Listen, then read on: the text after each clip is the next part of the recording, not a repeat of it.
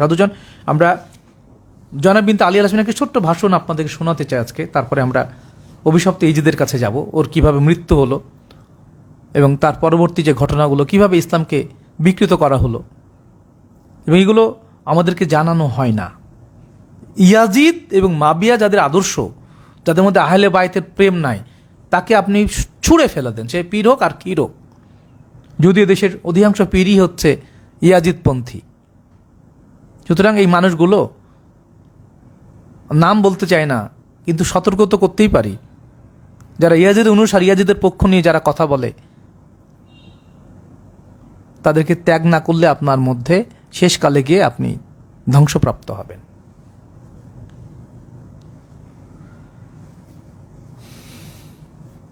যিনি দুঃখ, কষ্ট, নিপীড়ন, অত্যাচার, নির্যাতন এবং শোকের মা হিসেবে পরিচিত, তিনি হলেন মা জয়নাব বিনতে আলী আল ইসলাম। তিনি এমন একজন পবিত্র মা যে তার ছোটবেলা থেকে তিনি অনেক দুঃখ কষ্ট দেখেছেন। তিনি বলছেন যে আমি রাসূলুল্লাহর দেহত্যাগ দেখেছি। তিনি বলছেন যে আমি নিজের চোখে দেখেছি কিছু সাহাবী নামদারি মুনাফিক আমার রাসূল পাক সাল্লাল্লাহু আলাইহি ওয়াসাল্লামকে, আমার নানাকে বিষ মিশ্রিত ওষুধ জোরপূর্বক খাইয়ে দিলে আমার নানা শাহাদত বরণ করে। এই কথা আসতেই দেয়নি যে রাসূল পাক সাল্লাল্লাহু আলাইহি ওয়াসাল্লামকে শেষ মুহূর্তে বিষ খাওয়ানো হয়েছিল। কয়জন মুসলমান জানে? কারণ মুসলমানও তো আল্লাহকে মানে না, মানে হচ্ছে মোল্লাকে। আর মোল্লারও তো ইহুদি খ্রিস্টানদের প্রোডাক্ট, কোনো ভুল নাই। তারা শুধু সুফিদেরকে কিনতে পারে না। এই জন্য সুফিদের মাজার ভাঙার জন্য কোটি কোটি ডলার, 29 মিলিয়ন ডলারই পাঠানো হয়েছে। যে এই বাংলাদেশের পরে যে 5ই আগস্টের পরে যে অভিশপ্ত ইবলিসদের যে প্রলয় কাণ্ড ঘটলো, তার মধ্যে প্রায় 2 শতাধিক আল্লাহর ওলিদের মাজারকে ভেঙে দেওয়া হয়েছে। কেন? মাজারের পরে তাদের আঘাত। আমরা বলেছিলাম যে আল্লাহ যদি সত্য হয়ে থাকেন, তার জাতের কসম করে বলছি, এই অভিশপ্তরা কিভাবে লাঞ্ছিত হবে দেখেন। আল্লাহ নিজেই ঘোষণা করেছে যে আমার অলিদের সাথে যে শত্রুতা করে, আমি আল্লাহ তার সাথে শত্রুতা করি।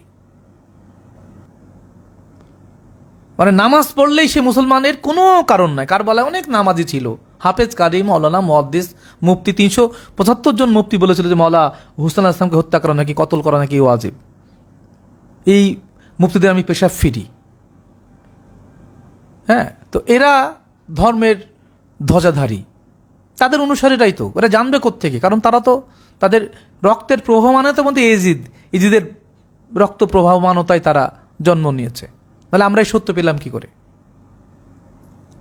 এখানেই আমরা মহান রবের কাছে অশেষ কৃতজ্ঞ যে তিনি আমাদের সত্য সুপথের সন্ধানটুকু অন্তত দিয়েছেন।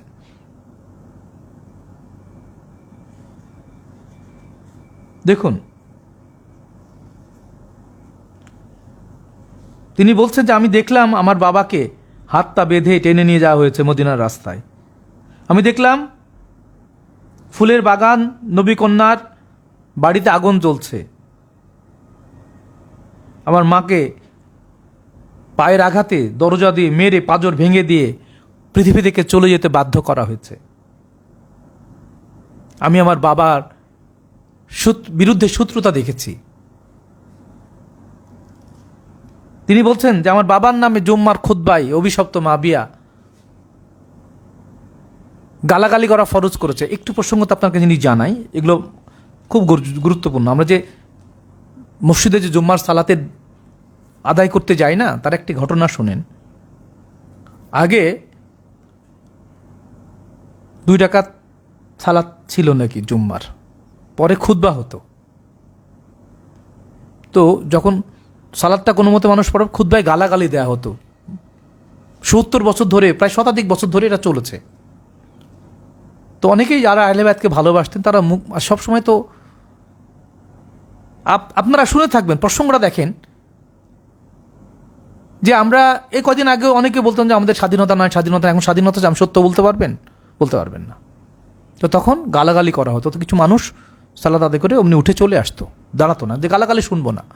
তখন এই অভিশপ্ত মাবিয়া সে বললো যে না, এক কাজ করো, ওই আগে খুতবা দাও, তারপরে নামাজ হবে। সব এরকমভাবে ওমর বিন খাত্তাব 122টা নতুন নিয়ম বিদআত পালন করেছে, ওগুলো এখন ধর্ম হয়ে গেছে, আমরা এগুলো জানি।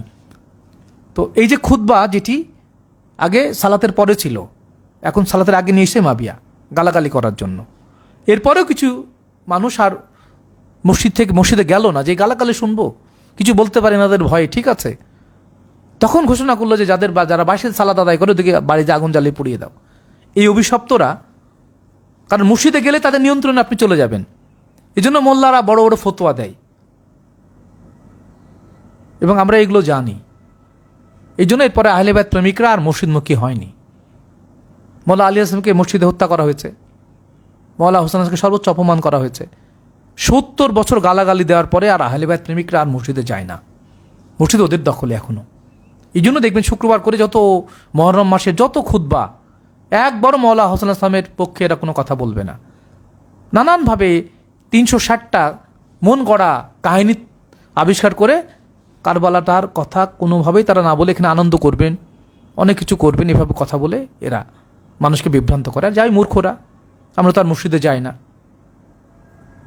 তো এই বিষয়গুলো এইভাবে আমাদের ধর্মের অংশ হয়ে গেছে।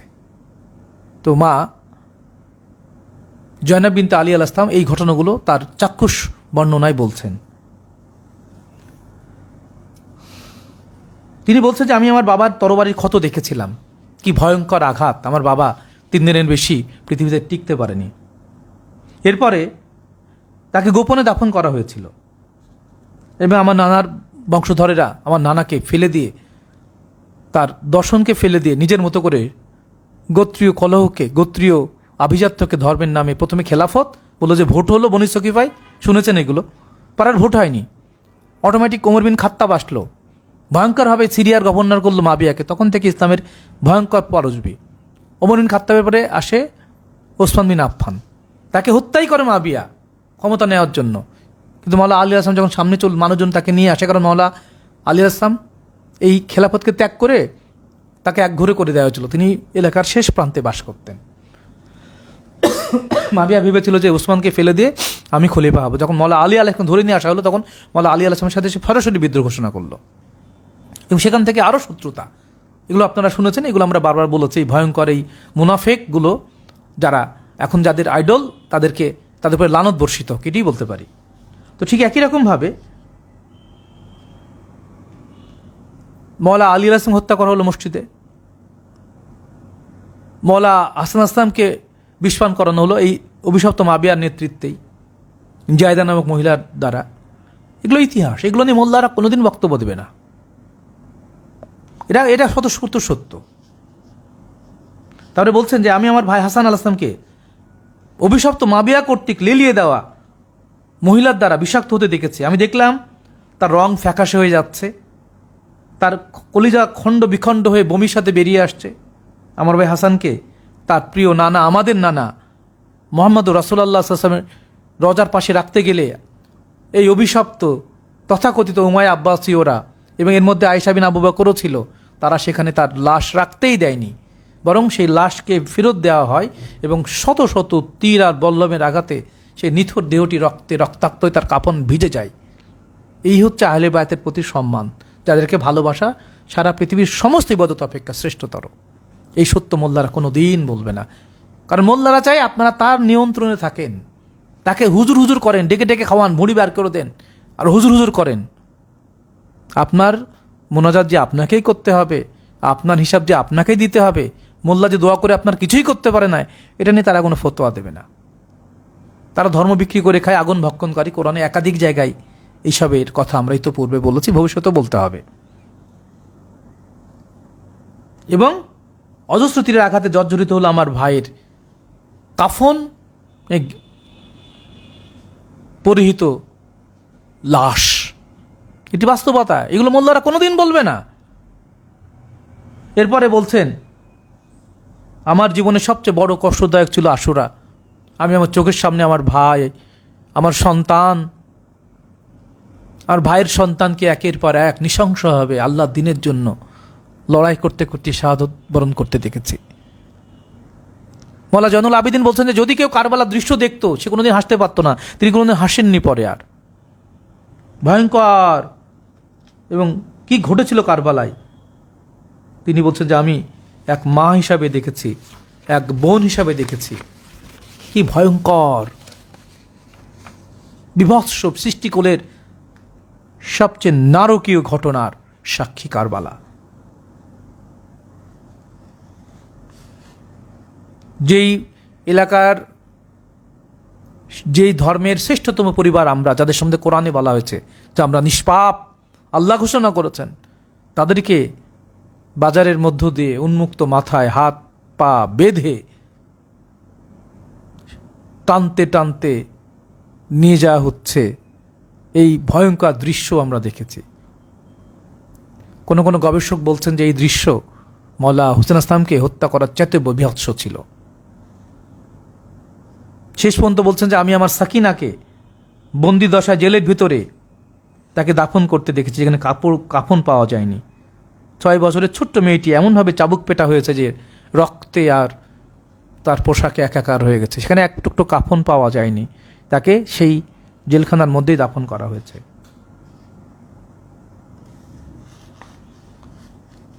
জয়নাব বিনতে আলী আল ইসলামকে বলা হচ্ছে শরিকাতুল ইমাম হুসাইন, ইমাম হুসাইন আল ইসলামের সানিয়ে জাহরা। তার চোখের সামনে বারবার মাওলা জয়নুল আবেদিনকে হত্যা করতে গেলে তিনি বারবার তাকে আগলে রেখেছেন এবং আল্লাহর অশেষ কৃপায় অলৌকিকভাবে তিনি বেঁচে যান। এবং এরপর তাকে, সেই পরিবারকে বাধ্য হয়ে ইয়াজিদ মদিনায় ফেরত দিতে বাধ্য হয়।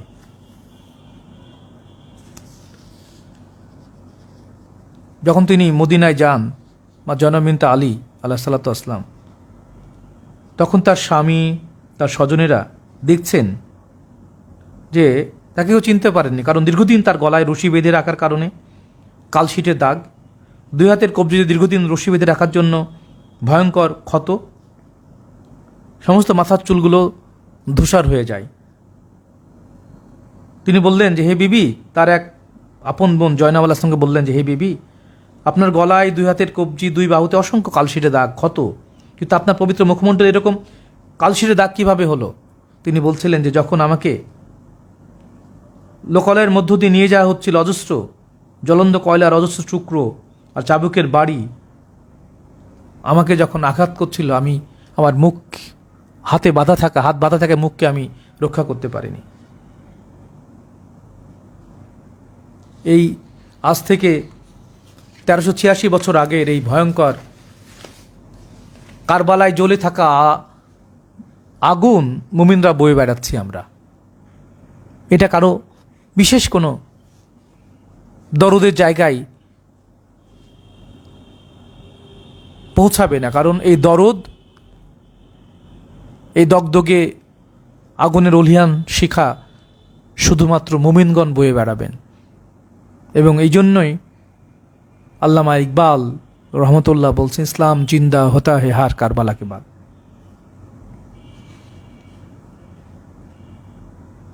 সুতরাং যখন ওবায়দুল্লাহ বিন জিয়াদ এবং ইজিদের দরবারে সে সকল বন্দিনীদেরকে নিয়ে আসা হয়, সেখানে বলা হচ্ছে যে কারবালার যে ভয়ঙ্কর আত্মাহুতি, স্বয়ং মাওলা হুসেন আল ইসলাম, তার যুবক পুত্র, তার সন্তান, তার 6 শিশুপুত্র, তার ভাই, ভাতিজা, ভাগিনা, চাচাতো ভাই, অন্যরা সকলে মিলেই একের পর এক যে শাহাদত বরণ করছে বিশ্বের ইতিহাসে এমন ঘটনা কখনোই ঘটেনি। নিরাস্ত্র আল্লাহর দিন প্রচারের জন্য নিবেদিত আল্লাহ রাসূলুল্লাহর সবচেয়ে প্রিয় ভালোবাসার ধনকে এভাবে অপমানিত করা হবে, এটি আল্লাহকে মেনে নিতে পারবেন?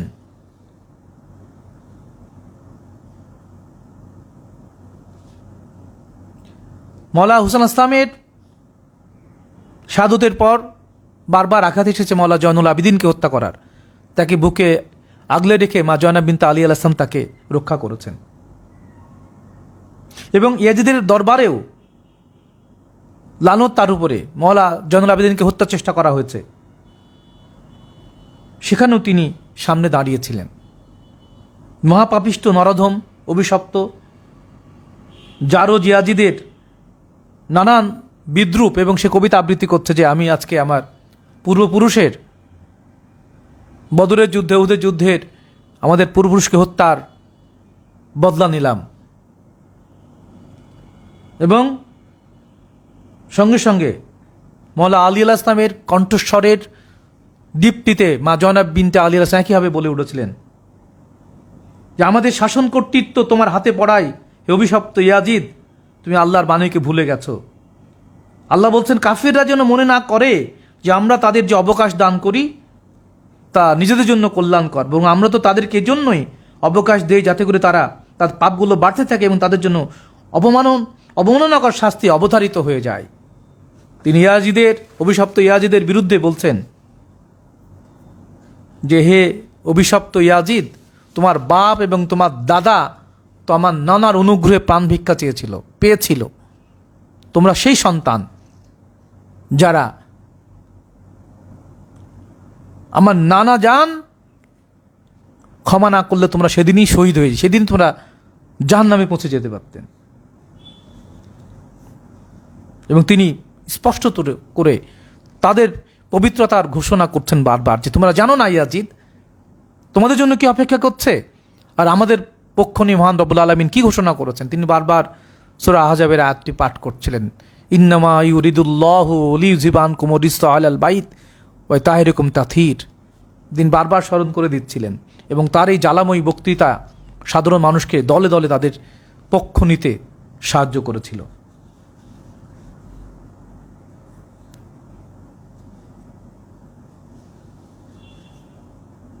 এবং সেই জায়গায় কারবালা যুদ্ধের পর তাদের পরিবারের বন্দিকে নিয়ে যে লিভান্টে, সিরিয়ার একটি ঐতিহাসিক অঞ্চলে একটি জেলখানায় তাদেরকে নিয়ে আসা হয় এবং সেখানে নানানভাবে তাদের উপরে অকথ্য জেলখানার মধ্যে বেঁধে নির্যাতন করা হয়।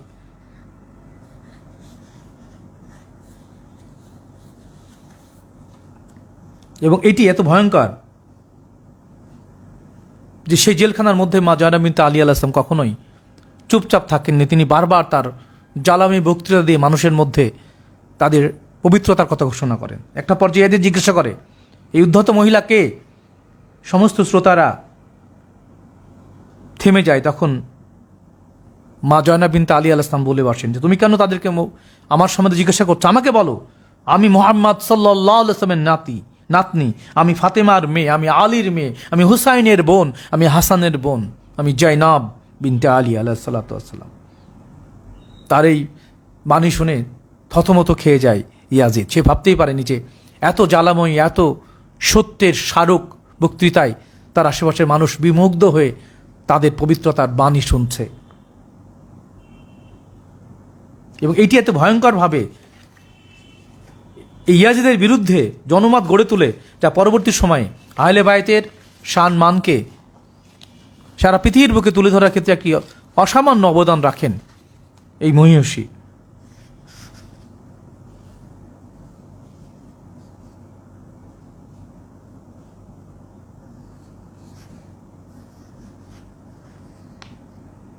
তিনি বলছেন যে হে ইয়াজিদ, অভিশপ্ত ইয়াজিদ, তুমি কি ভেবেছো যে আমাদের লোকদের শাহাদত এবং নিজেদের বন্দিদশার কারণে আমরা নত ঘৃণ্য হয়ে উঠেছি?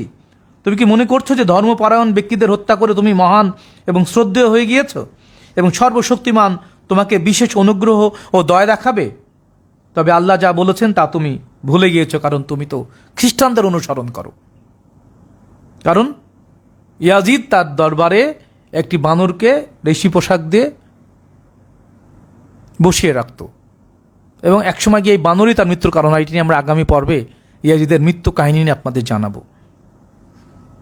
তিনি বলছেন যে কাফেররা অবশ্যই এটা ভাবার কারণ নেই যে আমাদের অবকাশ তাদের ভালোর জন্য, আমরা তাদের সময় দিই যাতে তারা তাদের পাপ বাড়িয়ে নেয়। বস্তুত তাদের জন্য রয়েছে অপমানজনক শাস্তি। তিনি বারবার কোরআন দিয়ে ইয়াজিদের সমস্ত প্রশ্নের উত্তর দিতে থাকেন।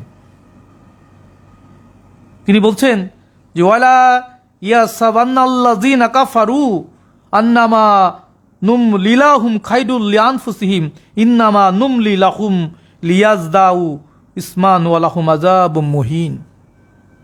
এবং যারা কুফরি করেছে তারা যেন না ভাবে, বা যারা কুফরি করে তারা যেন না ভাবে যে আমি তাদেরকে যে অবকাশ প্রদান করি তা তাদের নিজেদের জন্য উত্তম। আমি তো তাদেরকে অবকাশ দেই যাতে তারা পাপ বৃদ্ধি করে আর অপেক্ষা করে অপমানজনক আযাবের জন্য। সূরা আল ইমরানের 178 নম্বর আয়াতের উচ্চারণ করে সে ইজিদের ভিত কাঁপিয়ে দেন তিনি, মা জয়নাব বিনতে আলী আলাইহিসসালাম। এবং কোরআন এবং আহলে বায়াত যে কখনোই একে অপরের থেকে বিচ্ছিন্ন হবে না, এটির মধ্যেও একটি পরম দর্শন আছে, হাকিকত আছে। আমাদের মোল্লারা, হাফেজ, কারি, মৌলানা, মুহাদ্দিস কোরআন বোঝে না কেন? এই জন্য যে কোরআন বুঝতে হলে যে পবিত্রতা দরকার, যে শুদ্ধিতা দরকার। এবং কোরআনের মধ্যে রয়েছে ইন্নাল্লাহ আস্তাফা আদামা ওয়া নুহা ওয়া ইব্রাহিমা ওয়া আলা ইমরান আলাল আলামিন, যে একমাত্র আদম আলাইহিস সালাম, নূহ আলাইহিস সালাম, ইব্রাহিম আলাইহিস সালাম এবং মাওলা ইমরান আলাইহিস সালাম অর্থাৎ মাওলা আলী ইবনে আবি তালিব আলাইহিস সালামের পিতার রক্তজাত প্রবহমানতা থেকেই আল্লাহ তাআলা পৃথিবীতে নেতা নির্বাচন করবেন। এই সূরা আল ইমরানের 33 নম্বর আয়াত। এবং এটিও একটি চিরন্তন আহলে বায়াতের প্রেমের, সম্মানের, মর্যাদার, আভিজাত্যের, পবিত্রতার স্মারক আয়াত, সূরা আল ইমরান আয়াত 33।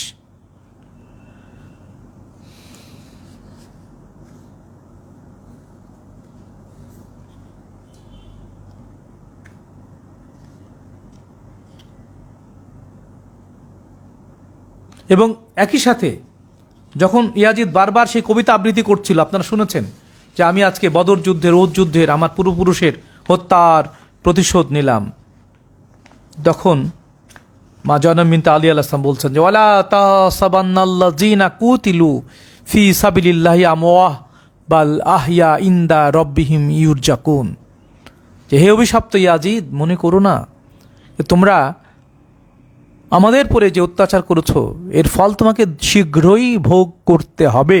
এবং আল্লাহ বলে রেখেছেন নিশ্চয়ই যারা আল্লাহর পথে উৎসর্গিত হয়, পরিশুদ্ধ হয়, শহীদ হয়, তাদেরকে তোমরা মৃত কল্পনাও করো না এবং তারা রিজিক প্রাপ্ত। এবং মা জয়নাব বিনতে আলী আলাইহিস সালাম বললেন যে এটি আমার ভাই সমস্ত সৃষ্টিকুলের মধ্যে আমার নানার সবচেয়ে প্রিয়, পবিত্র, শক্তি, সত্য, ন্যায় এবং সাহায্যকারী এবং শাহাদতের সর্বশ্রেষ্ঠতম সাক্ষ্য বহনকারী।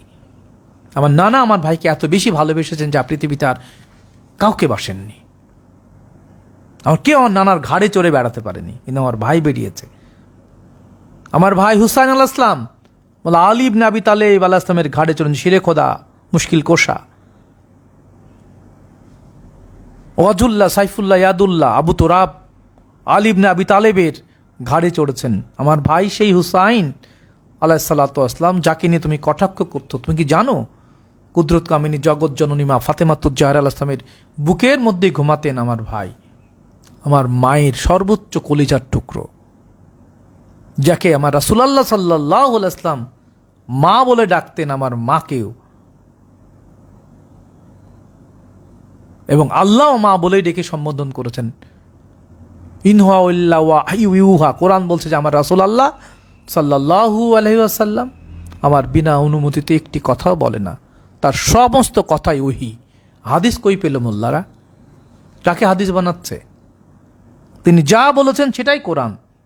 ইন্নাহু লাকাউলু রাসূলিন কারীম, নিশ্চয় আমার রাসূলের বাণী সম্মানিত কোরআন।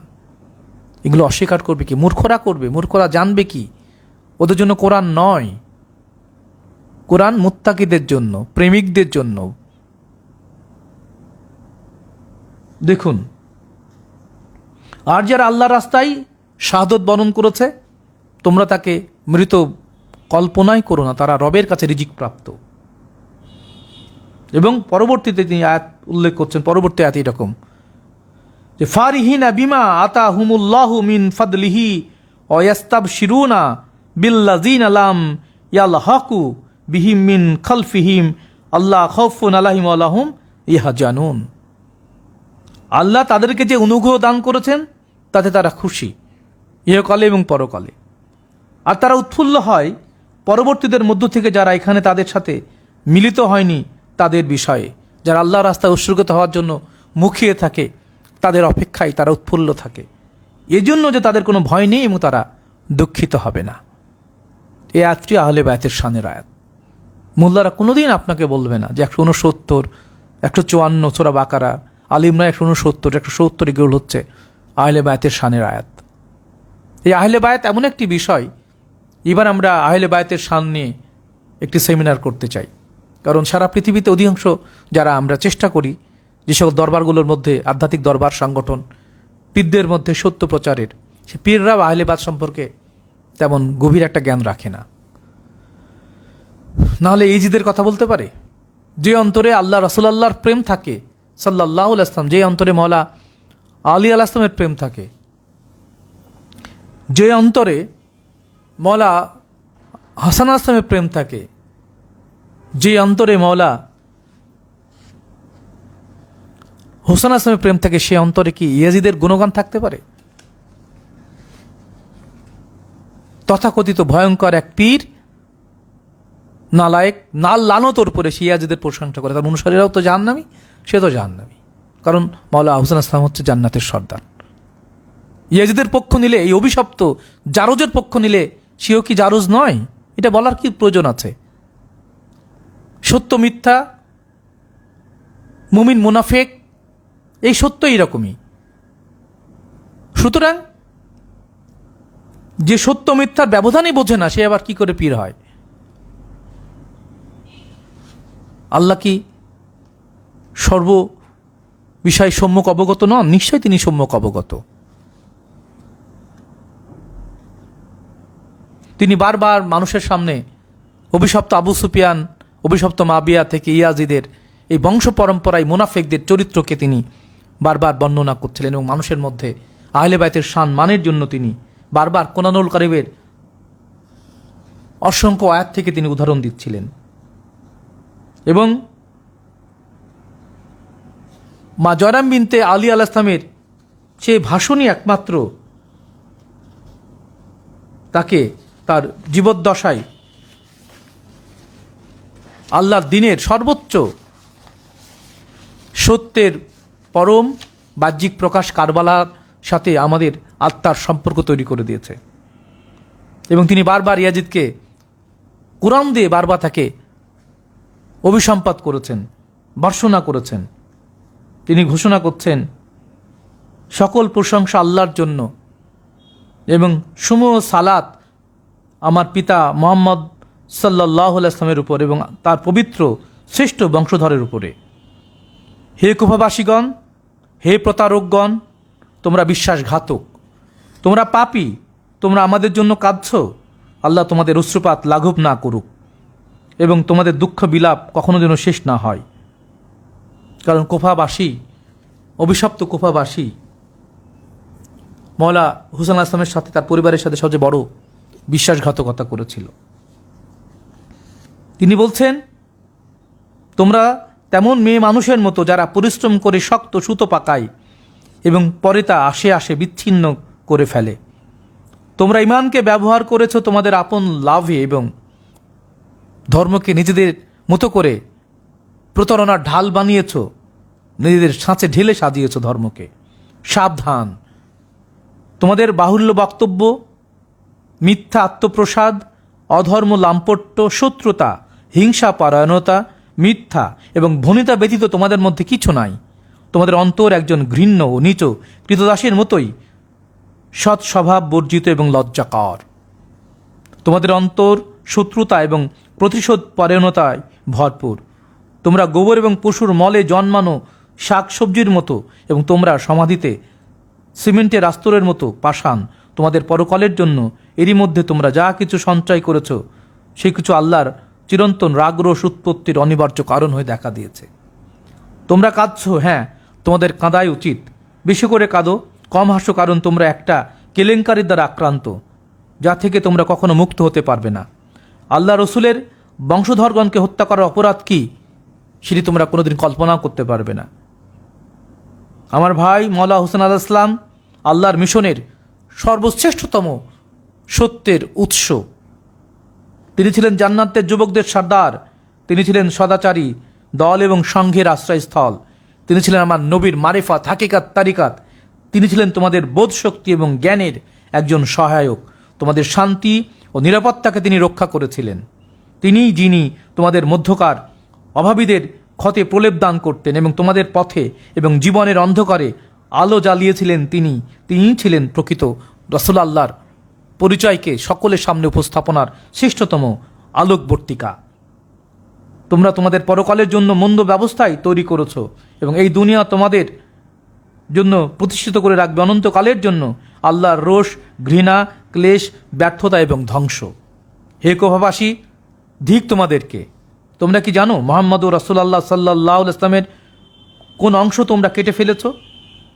তোমরা কি জানো তোমরা কোন প্রতিজ্ঞা ভঙ্গ করেছ এবং কত বড় একজন সম্মানিত পবিত্র সত্তারকে জনগণের সামনে উন্মুক্ত করেছ এবং কোন রক্ত তোমরা প্রবাহিত করেছ এবং কোন পবিত্রতা তোমরা বিনষ্ট করেছ?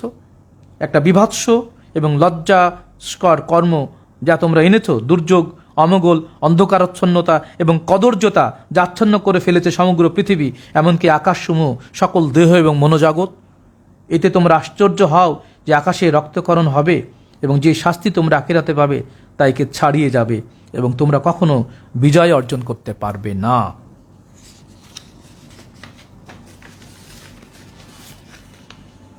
যে অবকাশ এখন আল্লাহ তোমাদেরকে দিয়েছেন তার উপর তোমরা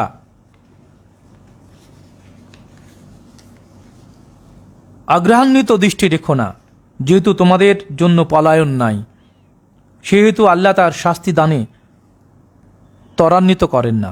তিনি তোমাদেরকে পরাভূত করতে প্রস্তুত। নিশ্চয়ই তোমাদের রব অবশ্যই তোমাদের অন্তরে প্রহরায় রয়েছেন। সিদ্ধ নরনারীগণ সবাই মুহাম্মদুর রাসূলুল্লাহ সাল্লাল্লাহু আলাইহি ওয়াসাল্লামের পুত্র এবং সন্তান, আলে রাসূল বা ইবনে রাসূল। এই জন্য হযরত জয়নাব আলাইহিসসালাতু ওয়াসসালাম মুহাম্মদুর রাসূলুল্লাহ সাল্লামকে সকলের পিতা হিসেবে উল্লেখ করেছেন। তার বংশধর যোগ্যতা অনুসারে দুই শ্রেণীভুক্ত, এক হচ্ছে পবিত্র এবং দুই হচ্ছে শ্রেষ্ঠত্ব প্রাপ্ত। এই বংশ বা এই বংশে যারা জন্মগ্রহণ করেছেন তারা সবাই শ্রেষ্ঠত্ব লাভ করেছেন এবং যারা পরিশুদ্ধ হয়েছেন তারা পবিত্র হয়ে গিয়েছেন এবং তারা সকল মানুষের পবিত্রতা দানকারী আলোকবর্তিকা, এক একজন সিরাজ মনিরা, উৎসমুখ। এবং এই অভিশাপ তোমাদের চিরন্তন অনুশোচনার নির্দেশ দান করে। যতদিন তোমাদের এই মহা পাপের প্রায়শ্চিত্ত না হয় ততদিন তোমাদের কোনো ক্ষমা নাই। কারবালার ঘটনা দ্বারা আকাশের অনন্ত সৃষ্টি রহস্যের যে অপূরণীয় রক্তস্রাব ঘটেছে তা কি পশু প্রকৃতির কোফাবাসীরা বুঝতে পেরেছিল?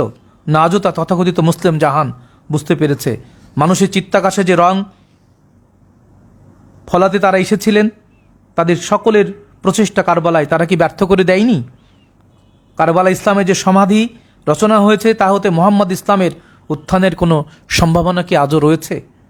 অন্তত অনন্ত ভবিষ্যতের জন্য মানুষের মনোজগতের যে আলোদানকারী মুহাম্মাদি সূর্যকে তারা অস্তমিত করে ফেলেছিল। আকাশের তথা মনোজগতের রক্তক্ষরণ হবে, এতে মূর্খরাই আশ্চর্য হতে পারে। অনন্ত আখিরাতে তথা অনন্ত পরবর্তীকালের মানুষের মনোজগতের উন্নতি লাভের যে আঘাত আনা হয়েছে, এই উন্নতি লাভের উপর যে আঘাত আনা হয়েছে তার গুরুত্ব লোকেরা আজও গুরুত্ব সহকারে উপলব্ধি করতে পেরেছে কি? আমাদের 200 কোটি মুসলমানের 190 কোটি মুসলমান কারবালাকে কি ধারণ করে? এখন ইসলাম দুই ভাগে বিভক্ত, ইয়াজিদি মুসলমান আর মওলা হুসাইন আলাইহিস সালামের অনুসারী মুসলমান। মওলা হুসাইন আলাইহিস সালামের অনুসারী মুসলমানের সংখ্যা 72 জন বা তারও কম, আর ইয়াজিদি অনুসারী অভিশপ্ত মাবিয়া, অভিশপ্ত আবু সুফিয়ান অনুসারীরা 72,000। এই একদিকে মুনাফেক পোশাকধারী, ফতুয়া ফিতনায় জর্জরিত, কর্তৃত্ববাদী, পুঁজিবাদী, তথাকথিত পোশাকি অনুষ্ঠানবাদী মুসলমানের সংখ্যা 72,000। আর প্রেমিক, সর্বত্যাগী, আত্মদর্শী, আত্মা অনুসন্ধানী, সুফিবাদী, গুরুবাদী মানুষের মধ্যেও সঠিক সত্যকে ধারণকারী সংখ্যা 72 জন। এই 72 জন থেকে 72,000-এর এই অনুপাত চিরকাল সত্যেরই স্মারক প্রকাশ।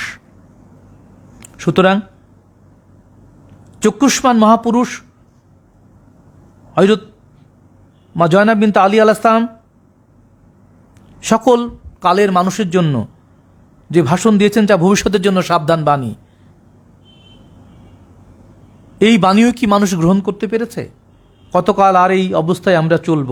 অনুতাপ ও সংশোধন কবে আমরা আশা করতে পারবো মওলা সদরুদ্দীন আহমদ চিশতি আলাইহিস সালাতু ওয়াস সালামের জয়নাম আলাসের ভাষণ থেকে আমরা এই অংশটুকু আপনাদের সামনে উপস্থাপন করলাম।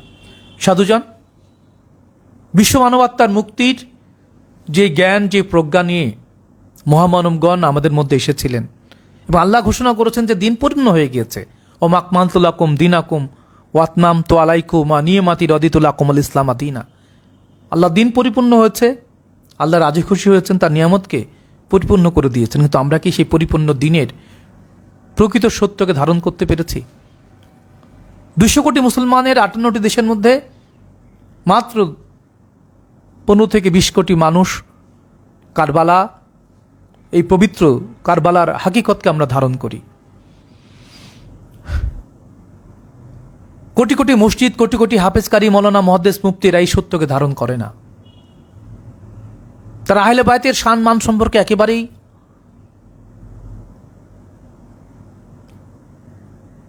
অজ্ঞ। মাদ্রাসা বা বিশ্ববিদ্যালয়ের ইসলামিক স্টাডিজ বা ইসলামিক এডুকেশনের সিলেবাসে কারবালা নাই, থাকলে বিকৃতভাবে রাখা হয়েছে। কোরআনের যে শানমান এবং আহলে বায়তের শানমান যে অবিচ্ছেদ্য, কোরআনের আয়াতগুলো এখন পর্যন্ত মুসলমানরা জানে না, বা আমাদের দেশীয় অধিকাংশ পীর সাহেবরাও ইয়াজিদপন্থী। তাই কারবালার আশুরার শোককে আমরা দেখি না। এই জন্য আমরা স্পষ্ট ঘোষণা করে বলেই দিয়েছি যে আধ্যাত্মিক দরবারে, যে পীরের দরবারে 10 মুহররম মওলা হুসেন আসলামের শাহাদত তথা তার সঙ্গী সাথী সহ 72 জন শহীদদের স্মরণে কোনো শোক অনুষ্ঠান পালন হয় না, সেই দরবারগুলো ইয়াজিদের দরবার। এবং স্পষ্টতই ধর্মের নামে তথাকথিত যে ইসলামিক দলগুলো এই দেশে আছে সেগুলো পুঙ্খানুপুঙ্খভাবে ইয়াজিদের অনুসারী। তারা ক্ষমতা চায়, আভিজাত্য চায়, কর্তৃত্ব চায়, কিন্তু আল্লাহর দিনের খেদমত করার জন্য সর্বোচ্চ ন্যায়, ইলম, ইনসাফ আর হিকমার ব্যবহার করে আত্মশুদ্ধির মাধ্যমে বিশ্ব শান্তির পবিত্রতাকে তারা ধারণ করে না। তারা পোশাকে মুসলমান, জামাতে মুসলমান, হেফাজতে মুসলমান, দাওয়াতে মুসলমান, কথায় কথায় ধর্মকে জামাতে ইসলাম, দাড়িতে ইসলাম, টুপিতে ইসলাম, পাগড়িতে ইসলাম, হেফাজতে ইসলাম, ইমানে ইসলাম, ইসলামকে ভাঙতে ভাঙতে ভাঙতে তারা হাস্যকর এবং দিগ্ভ্রান্ত শয়তানের অনুসরণের মধ্যে তারা ইহুদি খ্রিস্টান দ্বারা পরিচিত। কারণ পৃথিবীর সমস্ত রাজনৈতিক দলের মতোই ধর্মীয় দলগুলোকে ভেঙে ফেলা হয়েছিল এবং এই কাজটি করেছে ইংরেজরা 200 বছর আগে, 250 বছর আগে বা 300 বছর আগে। তখন উলিয়া উলিয়ার যে প্রেমময় মোহাম্মদ ইসলামের আলোয় সকলেই একে অপরের সাথে এক অনবদ্য ভ্রাতৃত্বের বন্ধনে বাস করত এই উপমহাদেশের মানুষ। এই অভিশপ্ত ইহুদি খ্রিস্টান চক্র এসে তারা প্রথমে মুসলমানদেরকে আর হিন্দুদেরকে ভাগ করে দেয়। এবার তারা তাদেরকে আরও ক্ষুদ্র ক্ষুদ্র বিভাজনে বিভক্ত করে তাদের সকলের মধ্যে টাকা পয়সা, এখন যেটি ইউএসআইডি কাজ করছে, ইউএসএআইডি, তারা তাদের মধ্যে বিবাদ এবং বিভাজন তৈরি করে একে অপরের বিরুদ্ধে লেলিয়ে দিচ্ছে, যার দরুন তাদের জন্য তাদের যে নিয়ন্ত্রণ করার ক্ষমতা বৃদ্ধি পাচ্ছে এবং সংঘবদ্ধ ধর্মীয় ঐক্যকে তারা বিনষ্ট করে তারা তাদের পক্ষে নিয়ে যাওয়ার জন্য তাদের মন মতো পুতুল সরকার বসিয়ে তাদের স্বার্থসিদ্ধির জন্যই তারা তাদের শক্তিকে ব্যবহার করছে। এবং এই বাংলাদেশের মধ্যেও চিটাগাঙ্গে সমুদ্র বন্দর দেওয়া, এটা করা ওটা করা, এগুলোর দায়কে যদি কেউ ধারণ না করে তাহলে তাকে ক্ষমতা থেকে ছুড়ে ফেলে দেওয়া হচ্ছে। এবং তার প্রপাগান্ডা, তার এজেন্ডা বাস্তবায়নের জন্যই ইহুদি খ্রিস্টান চক্রের অভিশপ্ত তথাকথিত এদেশের কোনো দলই ইসলামিক না, কোনো দল ইসলামিক না। ইসলাম অন্য জিনিস। ইসলাম আগে আত্মশুদ্ধি, তারপরে বিশ্ব শান্তি। সবগুলো ক্ষমতায় যেতে চাই, সবগুলোর মধ্যে ধর্মীয় লেবাস পরে নিজের ভিতরের যে মনের রোগ, মস্তিষ্কের রোগ, রক্তের দোষ, এগুলো থেকে কামেল অলিদের সহচর্য ব্যতীত নিজেকে পরিশুদ্ধ করা যায় না। আর নিজেকে পরিশুদ্ধ না করে আমরা যতই ধর্মীয় লেবাস পরে যতই আনুষ্ঠানিকতা দেখাই, কারণ মোনাফেকরা সবসময় আনুষ্ঠানিকতার প্রতি বেশি আগ্রহী। তো এই ক্ষেত্রে আমরা সারা পৃথিবীর সমস্ত মানবিক জীবন আদর্শের আলোয় যদি আমরা সত্য ন্যায় পবিত্রতাকে ধারণ করতে চাই, তাহলে অবশ্যই আমাদের মওলা হুসেন আসলামের ইমামতকে ধারণ করেই মওলা আলী ইবনে আবি তালিব আলাইহিস সালামের বেলায়েতকে, মুহাম্মদুর রাসূলুল্লাহ সাল্লাল্লাহু আলাইহি ওয়াসাল্লামের নবুয়তকে এবং মহান রবের তাওহীদকে যদি ধারণ করতে চাই, তাহলে আমাদের কাছে বারবার কারবালার কাছে ফিরতে হবে আমাদের। এবং কারবালা মুমিনদের জন্য সর্বকালীন শক্তির উৎস। এই জন্য মুহাম্মদ রাসূলুল্লাহ সাল্লাল্লাহু আলাইহি ওয়াসাল্লাম বলেছিলেন যে আমার হুসাইন এমন এক সূর্য যা কোনোদিন অস্তমিত হবে না। সাধুজন, আমরা পুরো আরবায়ন পর্যন্ত 20 সফর পর্যন্ত এই আয়োজনের সাথে, অন্তত যারা আমাদের প্রেমিক মানুষ আছেন, যারা মওলা হোসেন আলাইহিস সালাম এবং তার আহলে বাইতের প্রেমের আদর্শকে ধারণ করি, আমরা সত্য ন্যায় এবং ইনসাফ এবং ইহসান এবং হিকমাকে নিয়ে যারা আমরা পথ চলতে চাই, নিজের নিজের মুর্শিদের ভালোবাসায়, আসুন আমরা অধিক পরিমাণে দরুদ জিকিরের মধ্যে সমৃদ্ধ হই।